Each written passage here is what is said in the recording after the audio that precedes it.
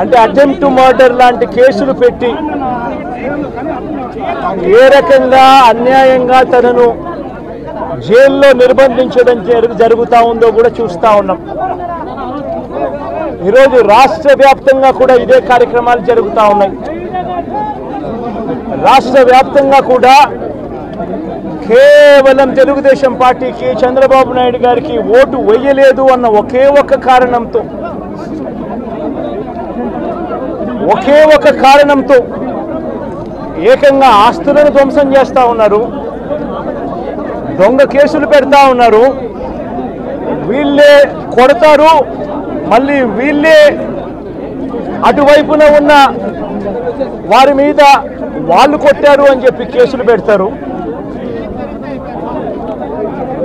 ఇంతటి దారుణంగా ఈరోజు రాష్ట్రంలో పరిపాలన సాగిస్తూ ఉన్నారు. నేను అడుగుతా ఉన్నా, ఇదే గత 5 సంవత్సరాల కాలంలో వైఎస్ఆర్సీపీ పరిపాలనలో ఉండగా, వైఎస్ఆర్సీపీ ప్రభుత్వంలో ఉండగా అప్పుడు జగన్ ఏం చేశాడు? కులం చూడలేదు, మతం చూడలేదు, ప్రాంతం చూడలేదు, చివరికి ఏ పార్టీకి ఓటు వేశారన్నది కూడా చూడకుండా ప్రతి పథకము ప్రతి మనిషి కూడా అర్హత అన్నది మాత్రమే ప్రామాణికంగా తీసుకుని ప్రతి ఇంటికి డోర్ డెలివరీ చేసిన ప్రభుత్వం వైఎస్ఆర్సీపీ ప్రభుత్వందైతే, జగన్మోహన్ రెడ్డి ప్రభుత్వందైతే ఈరోజు కేవలం తెలుగుదేశం పార్టీకి ఓటు వేయలేదని, కేవలం చంద్రబాబు నాయుడు గారికి ఓటు వేయలేదని, కేవలం ఓటు వేయలేదన్న ఒక్క కారణంతో ఆస్తులు ధ్వంసం చేస్తూ ఉన్నారు, మనుషులను కొడతా ఉన్నారు, కొట్టి మరి కేసులు పెడతా ఉన్నారు.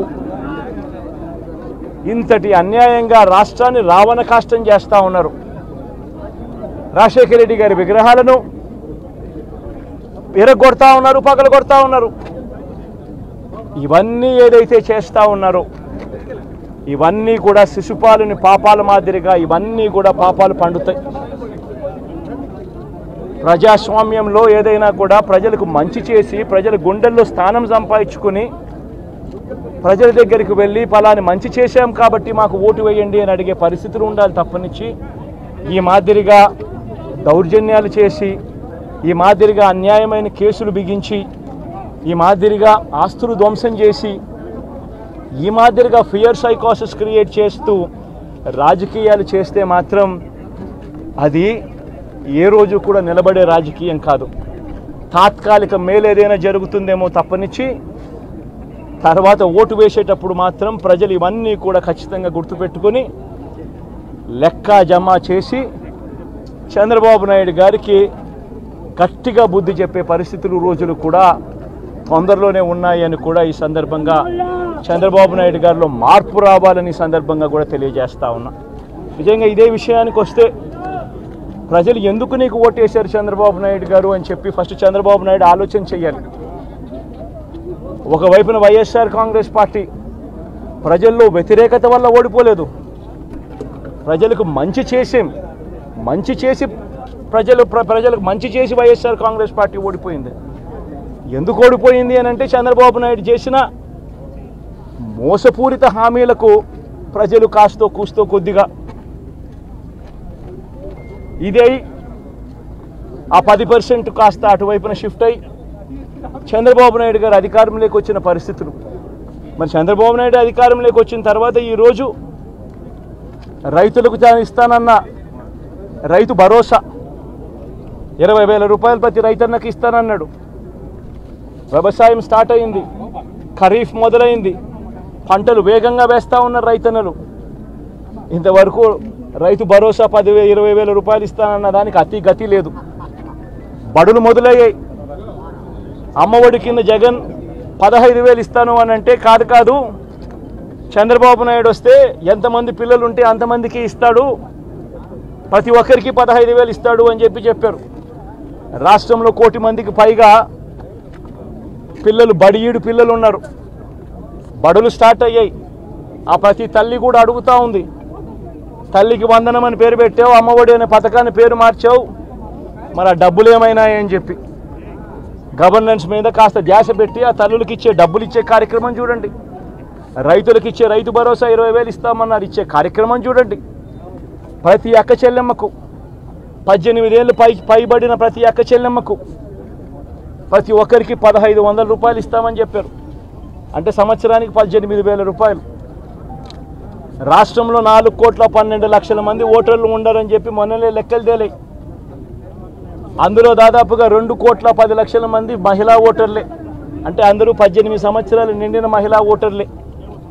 మరి 2,10,00,000 మంది ఈ మహిళా ఓటర్లందరూ కూడా 18 ఏళ్ళు నిండిన ఈ మహిళా ఓటర్లందరూ కూడా వీళ్ళందరూ కూడా ఈరోజు అడుగుతూ ఉన్నారు, 1,500 రూపాయలు ప్రతి నెల ఇస్తానన్నావు, ఏమైంది ఈ 1,500 రూపాయలు ఇచ్చే కార్యక్రమాలు అని చెప్పి అడుగుతూ ఉన్నారు. వాటి మీద ధ్యాస పెట్టే కార్యక్రమం చంద్రబాబు నాయుడు చేయాలి. ఇవేవి కూడా చేయకుండా కేవలం భయాందోళనలు క్రియేట్ చేయాలి, రాష్ట్రంలో రావణ కాష్టం సృష్టించాలి, దొంగ కేసులు పెట్టాలి, ఇరికించాలి, ఆస్తులను ధ్వంసం చేయాలి. వైఎస్ఆర్సీపీ అభిమానులైనా, వైఎస్ఆర్సీపీ కార్యకర్తలైనా, వైఎస్ఆర్సీపీకి ఓటు వేసిన వారైనా కూడా ఎవరిని కూడా ఉంచకూడదు అన్న దుర్మార్గపు ఆలోచనలతో అడుగులు ముందుకు వేయడం అతి హేయమైన రాజకీయమని కూడా ఈ సందర్భంగా తెలియజేస్తా ఉన్నా. ఇదే రామకృష్ణారెడ్డి విషయానికే వస్తే నిజంగా ఎంతటి అన్యాయమైన పరిస్థితిలో కేసులు బిగించారు అన్నది ఒకసారి అందరూ కూడా ఆలోచన చేయమని కోరుతా ఉన్నా. ఇదే విషయం కారంపూడి ఘటన జరిగింది ఎప్పుడు?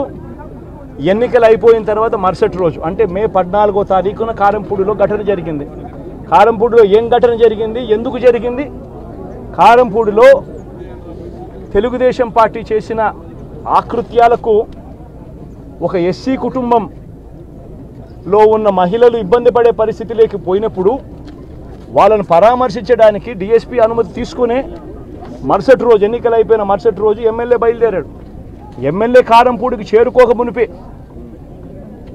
ఆ ఎస్సీ కుటుంబం అనేది కారంపూడి అటువైపున ఉంటే, ఊరికి అటువైపున వాళ్ళ ఇల్లు ఉంటే ఆ ఊరు ఎంటర్ కాకమునిపే తనను అడ్డగించడము, అక్కడే గొడవ జరగడము, గొడవ జరిగేది టౌన్లో జరుగుతూ ఉంది, ఇక్కడ నుంచి ఇక్కడ అడ్డగించినారు. అసలు సిఐ అనే నారాయణ స్వామి అనే ఈ సిఐతో కనీసం ఎమ్మెల్యే కనీసం తటస్థ కూడా పడలేదు, కనీసం చూసిన దాఖలాలు కూడా లేవు వీళ్ళిద్దరు. ఆ రోజు ఆయన ఉండేది వేరే గొడవలో వేరే లొకేషన్, టౌన్ మధ్యలో గొడవ జరుగుతా అంటే ఆయన టౌన్ మొదట్లో ఈయన ఉంటారు. అసలు ఆయన తటస్థపడలేదు. ఆయన మీద ఆ గొడవ జరిగేటప్పుడు రాళ్ళు ఇటువైపు నుంచి అటువైపు నుంచి పడ్డాయి. చిన్న రాయి తగ్గించచ్చేమో బహుశా, కానీ చిన్న రాయి కాబట్టి అసలు ఆయన మరుసటి రోజు ఆయన అదే రోజు మెడికల్ లీగల్ కేసు కూడా పెట్టలా. అంటే ఎంత చిన్న ఘటన అది, జరిగిందో లేదో కూడా తెలియదు. మే 14న జరిగితే 9 రోజుల తర్వాత, అంటే మే 23వ తారీఖున ఆయనకి ఏదో జరిగిందన్నట్టుగా సిఐ హత్యాయతనం కేసు పెట్టడం జరుగుతూ ఉంది రామకృష్ణారెడ్డి. కనీసం సీన్లో కూడా నేను వ్యక్తిని, ఇది అన్యాయం కాదని అడుగుతా ఉన్నా. ఇన్సిడెంటే జరిగిందో లేదో కూడా తెలియదు. ఇన్సిడెంట్ నిజంగానే జరిగిందంటే మే 14న జరిగిందంటే మే 15వ తారీఖున మెడికల్ లీగల్ ఎందుకు పెట్టలేదు? 17వ తారీఖున సిట్ కేంద్ర ఎన్నికల సంఘం 17వ తారీఖు నుంచి 20వ తారీఖు వరకు పల్నాడు ఏరియాలో ఆ సిట్ బృందం తిరిగి ఇన్సిడెంట్ జరిగిన ప్రతి అంశం మీద రిపోర్ట్ ఇచ్చింది. ఆ రిపోర్ట్ ఇచ్చిన దాంట్లో, ఆ సిట్ ఇచ్చిన రిపోర్ట్లో ఎందుకు రాలేదు? మరి ఈ రకంగా ఒక మనిషిని హత్యాయత్నం కేసు మీద బిగించడం ధర్మమేనా? ఇంకొక కేసు కూడా తన మీద హత్యాయత్నం కేసు పెట్టాడు. మే 13వ తారీఖు ఎన్నికల సమయంలో పాల్వాయి గేట్ అనే పోలింగ్ కేంద్రం దగ్గర తాను వెళ్ళినప్పుడు జరిగిన ఘటన మీద అసలు ఎందుకు ఆ ఘటన జరిగింది? ఏదన్నా కొద్ది గొప్ప కనీసం ఆలోచన చేసే వాళ్ళు ఎవరైనా ఆలోచన చేయాలి కదా. అక్కడ ఉన్న ఎస్సీలను, ఆ గ్రామంలో ఉన్న సామాజిక వర్గం వాళ్ళు గ్రామంలో బూతులు లేకపోయి ఓట్లు వేసే పరిస్థితి లేకుండా ఉన్నప్పుడు ఎక్కడికి ఆ గ్రామానికి వెళ్ళినప్పుడు ఎమ్మెల్యే ఆ పరిస్థితి చూసి ఎస్పీకి 4 సార్లు 5 సార్లు 10 సార్లు ఫోన్ చేసినా కూడా ఎస్పీ రాని పరిస్థితిలో ఉన్నప్పుడు, కనీసం సిఐని ఎస్ఐని కూడా పంపించిన పరిస్థితిలో ఉన్నప్పుడు, అటువంటి బూత్లో, సెన్సిటివ్ బూత్లో కేవలం ఒకే ఒక్క హోంగార్డును పెట్టి బూతులు నడుపుతా ఉన్నారు. అటువంటి పరిస్థితుల్లో అన్యాయం జరుగుతూ ఉందని చెప్పడం కోసం, అన్యాయం జరుగుతూ ఉన్న వాళ్ళ పక్షాన్ని నిలబడడం కోసం ఎమ్మెల్యే లోపలికి పోయి ఈవీఎంను పగలగొట్టే కార్యక్రమం జరిగింది.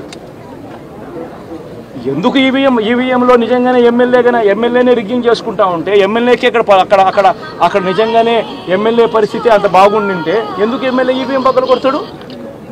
అక్కడ పరిస్థితి బాగలేదనే కదా, అన్యాయం చేస్తూ ఉన్నారనే కదా. అక్కడికి పోయినప్పుడు అన్యాయం చూశాడు కాబట్టే కదా ఈవీఎం పగలగొట్టాడు. ఆ ఈవీఎం ఏదైతే పగలగొట్టిన కేసులు ఏదవుతుందో తనకు బెయిల్ వచ్చింది. ఈరోజు తాను బెయిల్ అక్కడ లోపల ఉన్నది ఈవీఎం పగలగొట్టిన కేసులో కాదు, తను లోపల ఉన్నది ఈవీఎం పగలగొట్టిన కేసులో. అన్యాయం జరిగింది అని చెప్పి, అన్యాయం జరుగుతూ ఉన్న పరిస్థితిలో ఎమ్మెల్యే అక్కడికి పోయి అడ్డుకునే కార్యక్రమంలో జరిగింది అని చెప్పి కోర్టులు కూడా గుర్తించాయి కాబట్టి తనకు బెయిల్ వచ్చింది. కానీ మళ్ళీ ఆ తర్వాత ఏం జరిగింది? ఆ ఇన్సిడెంట్ జరిగిన 10 రోజుల తర్వాత, ఆ ఇన్సిడెంట్ జరిగిన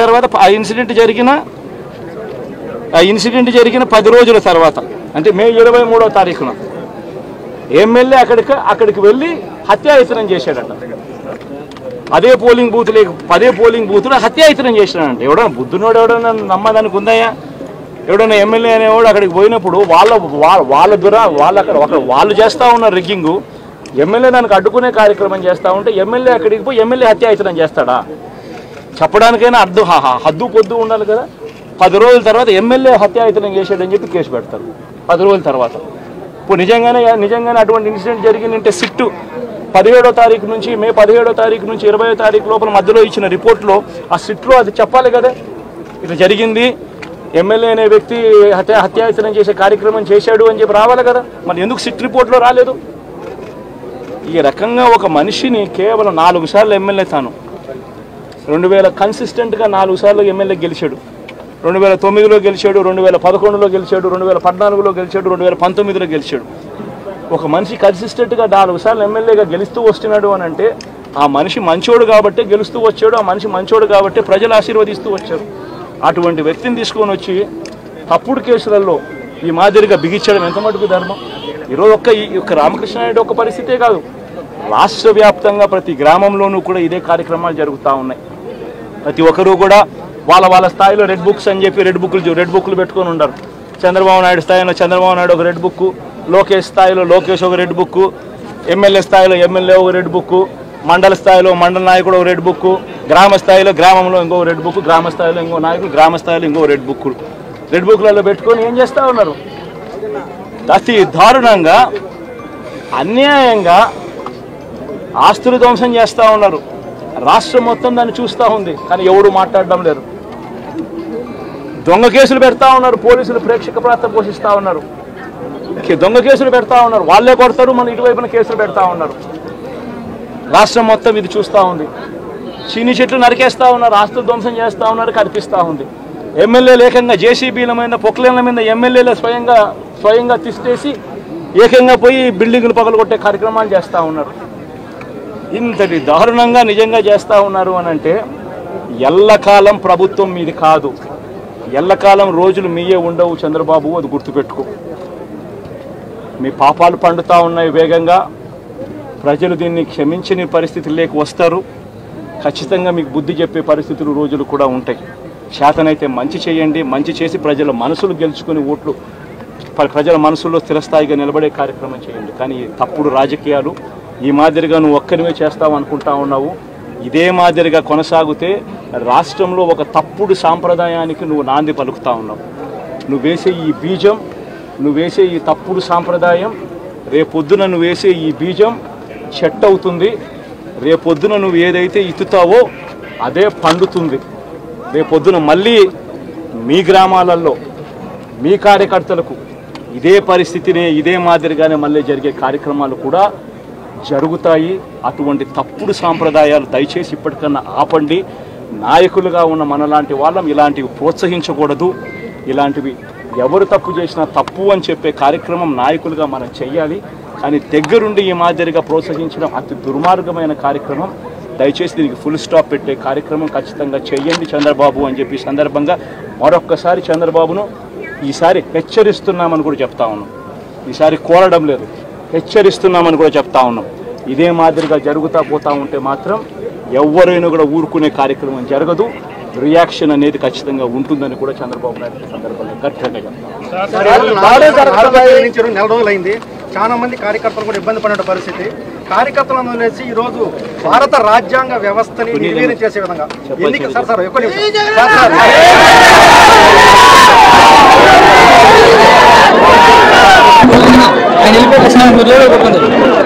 దాని మీద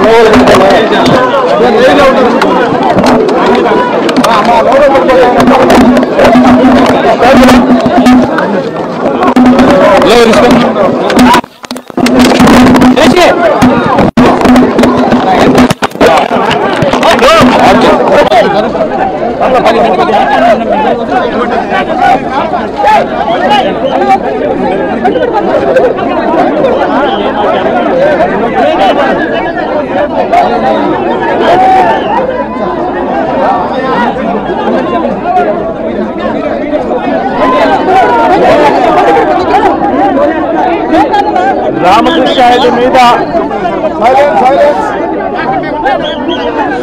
సైలెన్స్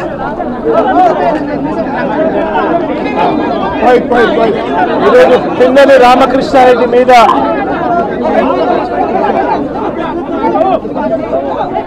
తన మీద ఏకంగా 307 అంటే అటెంప్ట్ టు మర్డర్ లాంటి కేసులు పెట్టి ఏ రకంగా అన్యాయంగా తనను జైల్లో నిర్బంధించడం జరుగుతూ ఉందో కూడా చూస్తూ ఉన్నాం. ఈరోజు రాష్ట్ర వ్యాప్తంగా కూడా ఇదే కార్యక్రమాలు జరుగుతూ ఉన్నాయి. రాష్ట్ర వ్యాప్తంగా కూడా కేవలం తెలుగుదేశం పార్టీకి చంద్రబాబు నాయుడు గారికి ఓటు వేయలేదు అన్న ఒకే ఒక కారణంతో ఏకంగా ఆస్తులను ధ్వంసం చేస్తూ ఉన్నారు, దొంగ కేసులు పెడతా ఉన్నారు. వీళ్ళే కొడతారు, మళ్ళీ వీళ్ళే అటువైపున ఉన్న వారి మీద వాళ్ళు కొట్టారు అని చెప్పి కేసులు పెడతారు. ఇంతటి దారుణంగా ఈరోజు రాష్ట్రంలో పరిపాలన సాగిస్తూ ఉన్నారు. నేను అడుగుతా ఉన్నా, ఇదే గత 5 సంవత్సరాల కాలంలో వైఎస్ఆర్సీపీ పరిపాలనలో ఉండగా, వైఎస్ఆర్సీపీ ప్రభుత్వంలో ఉండగా అప్పుడు జగన్ ఏం చేశాడు? కులం చూడలేదు, మతం చూడలేదు, ప్రాంతం చూడలేదు, చివరికి ఏ పార్టీకి ఓటు వేశారన్నది కూడా చూడకుండా ప్రతి పథకము ప్రతి మనిషి కూడా అర్హత అన్నది మాత్రమే ప్రామాణికంగా తీసుకుని ప్రతి ఇంటికి డోర్ డెలివరీ చేసిన ప్రభుత్వం వైఎస్ఆర్సీపీ ప్రభుత్వందైతే, జగన్మోహన్ రెడ్డి ప్రభుత్వందైతే ఈరోజు కేవలం తెలుగుదేశం పార్టీకి ఓటు వేయలేదని, కేవలం చంద్రబాబు నాయుడు గారికి ఓటు వేయలేదని, కేవలం ఓటు వేయలేదన్న ఒక్క కారణంతో ఆస్తులు ధ్వంసం చేస్తూ ఉన్నారు, మనుషులను కొడతా ఉన్నారు, కొట్టి మరి కేసులు పెడతా ఉన్నారు. ఇంతటి అన్యాయంగా రాష్ట్రాన్ని రావణ కాష్టం చేస్తూ ఉన్నారు. రాజశేఖర రెడ్డి గారి విగ్రహాలను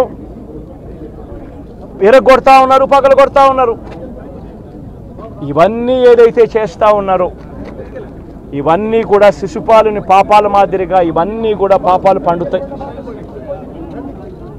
ప్రజాస్వామ్యంలో ఏదైనా కూడా ప్రజలకు మంచి చేసి ప్రజల గుండెల్లో స్థానం సంపాదించుకొని ప్రజల దగ్గరికి వెళ్ళి పలాని మంచి చేశాం కాబట్టి మాకు ఓటు వేయండి అని అడిగే పరిస్థితులు ఉండాలి తప్పనిచ్చి ఈ మాదిరిగా దౌర్జన్యాలు చేసి, ఈ మాదిరిగా అన్యాయమైన కేసులు బిగించి, ఈ మాదిరిగా ఆస్తులు ధ్వంసం చేసి, ఈ మాదిరిగా ఫియర్ సైకోసిస్ క్రియేట్ చేస్తూ రాజకీయాలు చేస్తే మాత్రం అది ఏ రోజు కూడా నిలబడే రాజకీయం కాదు.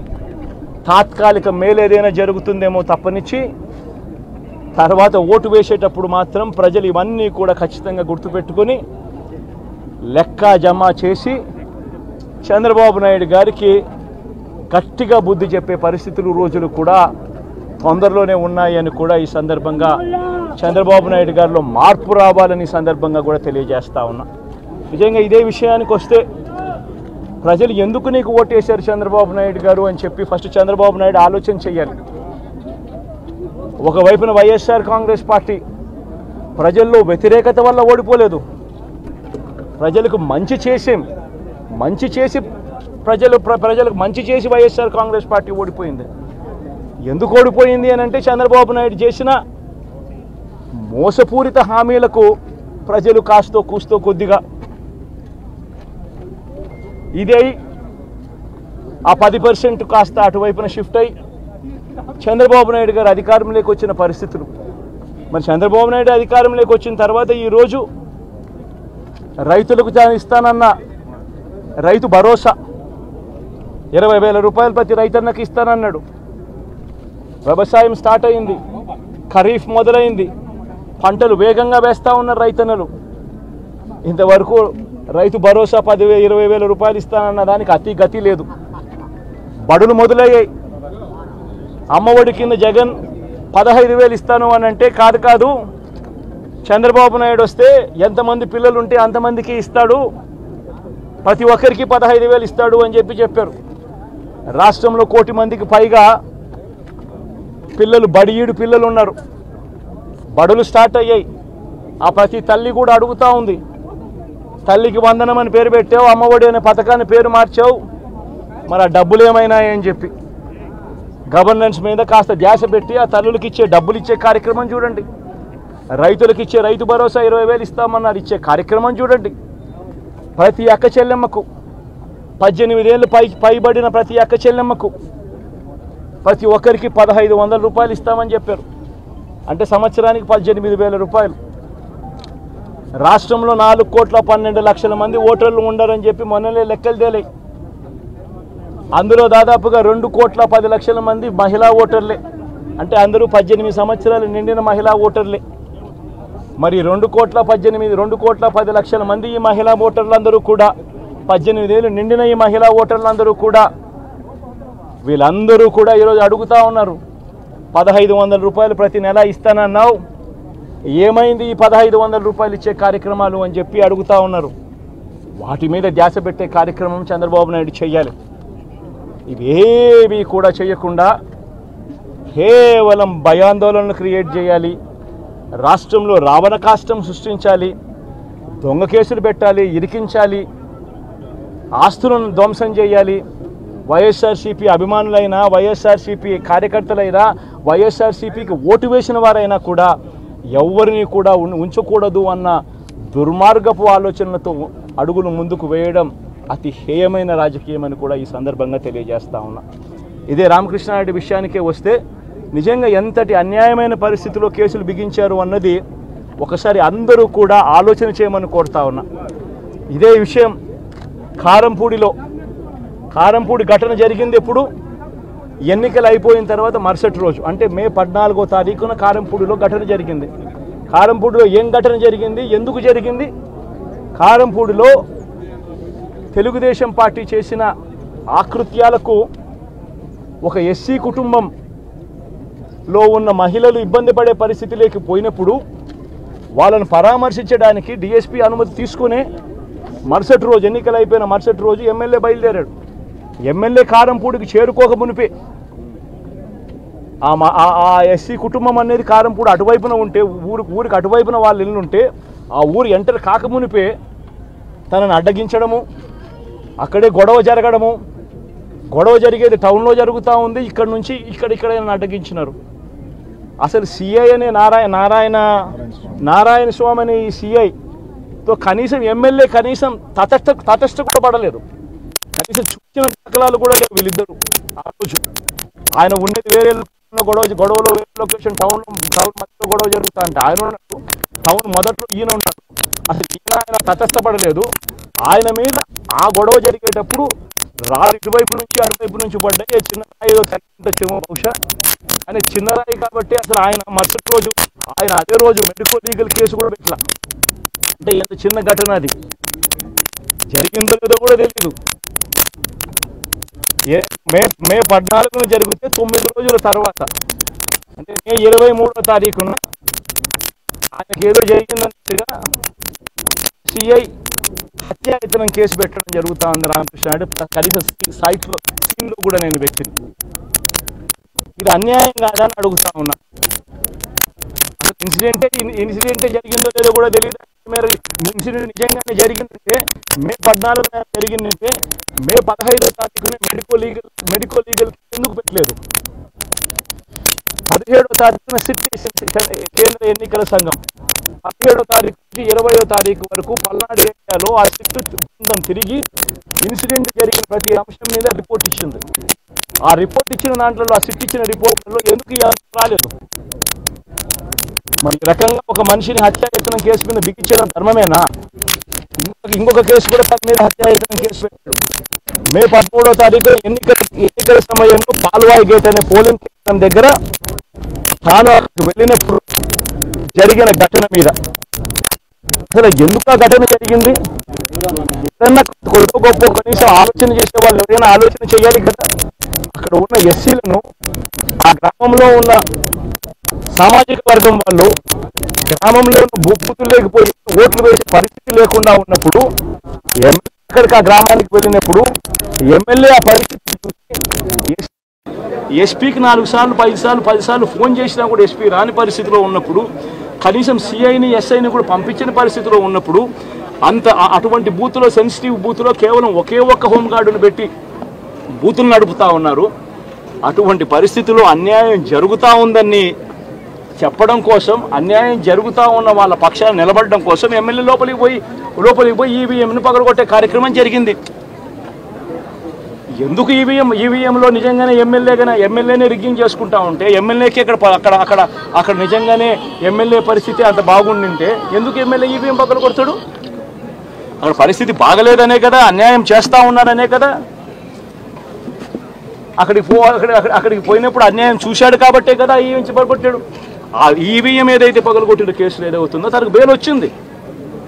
ఈరోజు తాను బెయిల్ అక్కడ లోపల ఉన్నది ఈవీఎం పగలగొట్టిన కేసులో కాదు, తను లోపల ఉన్నది ఈవీఎం పగలగొట్టిన కేసులో. అన్యాయం జరిగింది అని చెప్పి, అన్యాయం జరుగుతూ ఉన్న పరిస్థితిలో ఎమ్మెల్యే అక్కడికి పోయి అడ్డుకునే కార్యక్రమంలో జరిగింది అని చెప్పి కోర్టులు కూడా గుర్తించాయి కాబట్టి తనకు బెయిల్ వచ్చింది. కానీ మళ్ళీ ఆ తర్వాత ఏం జరిగింది? ఆ ఇన్సిడెంట్ జరిగిన 10 రోజుల తర్వాత, ఆ ఇన్సిడెంట్ జరిగిన 10 రోజుల తర్వాత అంటే మే 23వ తారీఖున ఎమ్మెల్యే అక్కడికి వెళ్ళి హత్యాయత్నం చేశాడట. అదే పోలింగ్ బూత్లో హత్యాయత్నం చేశాడంట. ఎవడన్నా బుద్ధునోడు ఎవడన్నా నమ్మదానికి ఉందయ్యా? ఎవడన్నా ఎమ్మెల్యే అనేవాడు అక్కడికి పోయినప్పుడు వాళ్ళు చేస్తూ ఉన్న రిగ్గింగు, ఎమ్మెల్యే దానికి అడ్డుకునే కార్యక్రమం చేస్తూ ఉంటే ఎమ్మెల్యే అక్కడికి పోయి ఎమ్మెల్యే హత్యాయత్నం చేస్తాడా? చెప్పడానికైనా హద్దు పొద్దు ఉండాలి కదా. 10 రోజుల తర్వాత ఎమ్మెల్యే హత్యాయత్నం చేశాడని చెప్పి కేసు పెడతారు 10 రోజుల తర్వాత. ఇప్పుడు నిజంగానే అటువంటి ఇన్సిడెంట్ జరిగిందంటే సిట్టు 17వ తారీఖు నుంచి మే 17వ తారీఖు నుంచి 20వ తారీఖు లోపల మధ్యలో ఇచ్చిన రిపోర్ట్లో ఆ సిట్లో అది చెప్పాలి కదా, ఇట్లా జరిగింది, ఎమ్మెల్యే అనే వ్యక్తి హత్యాయత్నం చేసే కార్యక్రమం చేశాడు అని చెప్పి రావాలి కదా. మరి ఎందుకు సిట్ రిపోర్ట్లో రాలేదు? ఈ రకంగా ఒక మనిషిని కేవలం 4 సార్లు ఎమ్మెల్యే తాను 2000 కన్సిస్టెంట్గా 4 సార్లు ఎమ్మెల్యే గెలిచాడు. 2009లో గెలిచాడు, 2011లో గెలిచాడు, 2014లో గెలిచాడు, 2019లో గెలిచాడు. ఒక మనిషి కన్సిస్టెంట్గా 4 సార్లు ఎమ్మెల్యేగా గెలుస్తూ వస్తున్నాడు అని అంటే ఆ మనిషి మంచోడు కాబట్టి గెలుస్తూ వచ్చాడు, ఆ మనిషి మంచోడు కాబట్టి ప్రజలు ఆశీర్వదిస్తూ వచ్చారు. అటువంటి వ్యక్తిని తీసుకొని వచ్చి తప్పుడు కేసులలో ఈ మాదిరిగా బిగించడం ఎంత మటుకు ధర్మం? ఈరోజు ఒక్క రామకృష్ణారెడ్డి ఒక పరిస్థితే కాదు, రాష్ట్ర వ్యాప్తంగా ప్రతి గ్రామంలోనూ కూడా ఇదే కార్యక్రమాలు జరుగుతూ ఉన్నాయి. ప్రతి ఒక్కరూ కూడా వాళ్ళ స్థాయిలో రెడ్ బుక్స్ అని చెప్పి రెడ్ బుక్లు పెట్టుకొని ఉంటారు. చంద్రబాబు నాయుడు స్థాయిలో చంద్రబాబు నాయుడు ఒక రెడ్ బుక్, లోకేష్ స్థాయిలో లోకేష్ ఒక రెడ్ బుక్, ఎమ్మెల్యే స్థాయిలో ఎమ్మెల్యే ఒక రెడ్ బుక్, మండల స్థాయిలో మండల నాయకుడు ఒక రెడ్ బుక్, గ్రామ స్థాయిలో గ్రామంలో ఇంకో రెడ్ బుక్, గ్రామ స్థాయిలో ఇంకో నాయకుడు, గ్రామ స్థాయిలో ఇంకో రెడ్ బుక్లలో పెట్టుకొని ఏం చేస్తూ ఉన్నారు? అతి దారుణంగా అన్యాయంగా ఆస్తులు ధ్వంసం చేస్తూ ఉన్నారు. రాష్ట్రం మొత్తం దాన్ని చూస్తూ ఉంది, కానీ ఎవరు మాట్లాడడం లేరు. దొంగ కేసులు పెడతా ఉన్నారు, పోలీసులు ప్రేక్షక పాత్ర పోషిస్తూ ఉన్నారు. దొంగ కేసులు పెడతా ఉన్నారు, వాళ్ళే కొడతారు, మన ఇటువైపున కేసులు పెడతా ఉన్నారు. రాష్ట్రం మొత్తం ఇది చూస్తూ ఉంది. చీని చెట్లు నరికేస్తూ ఉన్నారు, ఆస్తులు ధ్వంసం చేస్తూ ఉన్నారు, కనిపిస్తూ ఉంది. ఎమ్మెల్యేలు ఏకంగా జేసీబీల మీద పొక్లేన్ల మీద ఎమ్మెల్యేలు స్వయంగా తిష్టేసి ఏకంగా పోయి బిల్డింగులు పగలగొట్టే కార్యక్రమాలు చేస్తూ ఉన్నారు. ఇంతటి దారుణంగా నిజంగా చేస్తూ ఉన్నారు అని అంటే ఎల్లకాలం ప్రభుత్వం మీది కాదు, ఎల్లకాలం రోజులు మీయే ఉండవు చంద్రబాబు, అది గుర్తుపెట్టుకో. మీ పాపాలు పండుతూ ఉన్నాయి వేగంగా. ప్రజలు దీన్ని క్షమించని పరిస్థితుల్లోకి వస్తారు. ఖచ్చితంగా మీకు బుద్ధి చెప్పే పరిస్థితులు రోజులు కూడా ఉంటాయి. శాతనైతే మంచి చేయండి, మంచి చేసి ప్రజల మనసులు గెలుచుకుని ఓట్లు ప్రజల మనసుల్లో స్థిరస్థాయిగా నిలబడే కార్యక్రమం చేయండి. కానీ తప్పుడు రాజకీయాలు ఈ మాదిరిగా నువ్వు ఒక్కరివే చేస్తావు అనుకుంటా ఉన్నావు. ఇదే మాదిరిగా కొనసాగితే రాష్ట్రంలో ఒక తప్పుడు సాంప్రదాయానికి నువ్వు నాంది పలుకుతా ఉన్నావు. నువ్వు వేసే ఈ బీజం, నువ్వు వేసే ఈ తప్పుడు సాంప్రదాయం, రేపొద్దున నువ్వు వేసే ఈ బీజం చెట్టు అవుతుంది. రేపొద్దున నువ్వు ఏదైతే ఇత్తుతావో అదే పండుతుంది.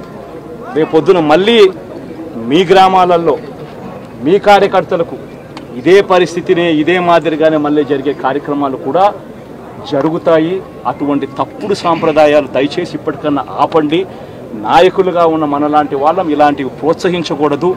ఇలాంటివి ఎవరు తప్పు చేసినా తప్పు అని చెప్పే కార్యక్రమం నాయకులుగా మనం చెయ్యాలి. కానీ దగ్గరుండి ఈ మాదిరిగా ప్రోత్సహించడం అతి దుర్మార్గమైన కార్యక్రమం. దయచేసి దీనికి ఫుల్ స్టాప్ పెట్టే కార్యక్రమం ఖచ్చితంగా చెయ్యండి చంద్రబాబు అని చెప్పి సందర్భంగా మరొక్కసారి చంద్రబాబును ఈసారి హెచ్చరిస్తున్నామని కూడా చెప్తా ఉన్నాం. ఈసారి కోరడం లేదు, హెచ్చరిస్తున్నామని కూడా చెప్తా ఉన్నాం. ఇదే మాదిరిగా జరుగుతూ పోతూ ఉంటే మాత్రం ఎవరైనా కూడా ఊరుకునే కార్యక్రమం జరగదు. రియాక్షన్ అనేది ఖచ్చితంగా ఉంటుందని కూడా చంద్రబాబు నాయుడు సందర్భంగా గట్టిగా చెప్తాం.